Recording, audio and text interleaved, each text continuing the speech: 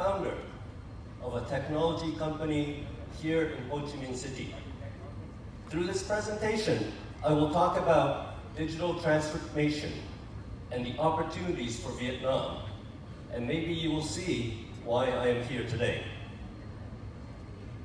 So what is digital transformation? This is a very popular word, but not many people really understand the concept.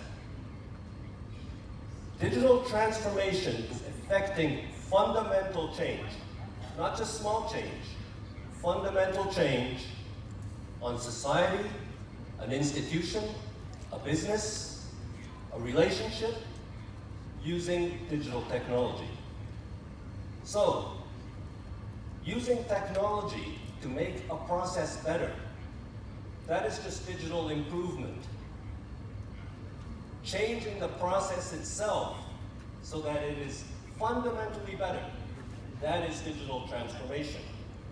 Some examples. Estonia started digital transformation in the 1990s, shortly after the country started. Now, 99% of government services are available online, saving them 2% of GDP every year. Digital transformation also redraws the boundaries and the lines between organizations or industries. For example, companies like Uber and Airbnb made it possible for the customer to become a supplier of services, and the supplier became the customer. This redraws the relationships and the boundaries. So, a couple of myths and truths about digital transformation. The second one, it is not about ICT, it is about people.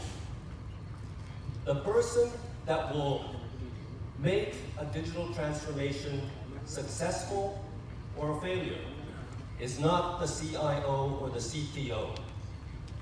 Digital transformation must come from the top, and it must be embraced and engaged with everybody. Technology is the mechanism and the tool, but the transformation itself is the goal.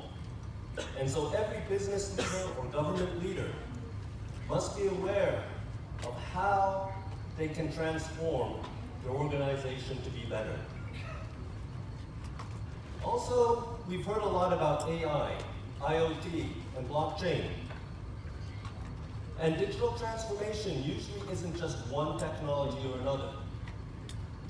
It's about utilizing a broad spectrum of technologies to enable a goal. So, areas of digital transformation. We've got like infrastructure, like smart cities, government, as I mentioned, like in Estonia, healthcare. Now, in many places, you have telemedicine or doctors cooperating with each other to provide superior care. Education. Online education has brought education to many students who did not have it before. But the biggest digital transformation area has been in business. Let me give you one example. Apple is the largest product company in the world. When they first started, they had a factory that made computers. But now, after digital transformation, Apple does not have a factory. Apple is a virtual manufacturer made up of Apple and its partners. And that is an example of using digital transformation to change the boundaries of an enterprise. Another example I'd like to show here is a study by McKinsey, the big consulting firm, on how digital transformation touches every aspect of an enterprise, from the customer experience to product sales and distribution to the fulfillment like manufacturing, to the risk optimization, and then the corporate control, because digital transformation will allow management to analyze data to make their next decisions in this cycle. So now let's talk about opportunities for Vietnam. First, Vietnam can practice digital transformation, and it's a great opportunity to do it now. Why? Vietnam itself as a country is transforming. Every time I come to Ho Chi Minh City, something has changed, and changed for the better. Investing in digital transformation will improve global competitiveness, and there's much room to catch up because the world is only 10 to 12% digitally transformed. The other opportunity for Vietnam is to enable digital transformation. Vietnam has many young software engineers and entrepreneurs. To foster the growth of the technology industry with companies like us here in Vietnam is another big opportunity. So, we have digital transformation users being enabled by digital transformation companies here in Vietnam, which will return gains to the users, which will then invest further. And this is the upward spiral cycle for economic and social growth. So let me give you an example. 689 Cloud, our company, is a Vietnamese digital transformation company. We provide a cloud solution that allows people and enterprises to share information securely and intelligently. So, some concrete examples, both here and abroad. So, there's a small town in Japan called Setouchi. It's really a small town. There's only about 10,000 people. And this is an example that digital transformation is not just for national government or large enterprise, but for SME and small government. So, this town had a problem that doctors, caregivers, government, and family were not working together for the care of senior citizens.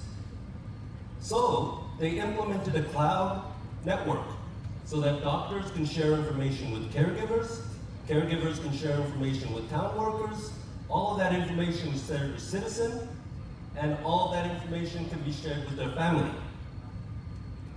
So the result was improved care that resulted in citizen satisfaction, lower cost, and the ability to do more with fewer resources. And this was redrawing the lines to remove the barrier between healthcare, care, and government.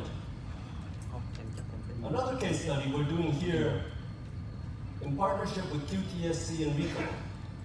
I will show you a proof of concept that we are working on here in Ho Chi Minh City. So you have devices that have IoT technology embedded, which will scan documents directly into the cloud. Those documents can then be automatically routed using AI technology to the correct recipient. It can be printed in multiple locations. So now, for example, if a government has multiple offices, documents don't have to be sent from one place to another. It can be all claimed online. This is ideal for industries like government and retail that have multiple locations. And if you'd like, we have demonstrations in our booth and in QTSC in back there. So we're running a bit out of time, so let me run a bit forward. So a couple pieces of advice for digital transformation. Look 5 years ahead, but implement for today. So you have to have a long roadmap, but you must see the results in a measurable way so that people will understand. Follow the rules of the digital world. Intellectual property and privacy are important. It's the law in Europe, and it will be around the world, and also in Vietnam. And be aware of the security risks. And then always engage your customers, your partners, your workers, because everybody must buy in to succeed in digital transformation. And always observe and listen, because transformation is about change, and change is about always collecting the new best ideas.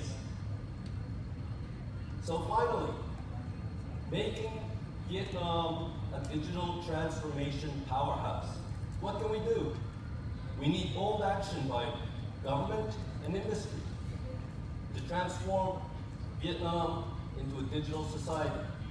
There's been many questions about what policy can be done. I will give one example or two. One is in Japan in the 1990s, the government, to incentivize SMEs to use personal computers to improve their business, gave tax break for personal computer usage. That allowed many companies to offset their investment, and also was a very big boom for the Japanese PC industry. The other is being talked about for new startups here in Vietnam. Policy must be streamlined so that startups here in Vietnam can raise capital from overseas investors more easily. Okay, now the second part. Let's support the growth of Vietnamese digital transformation players. We have Viet AI, right?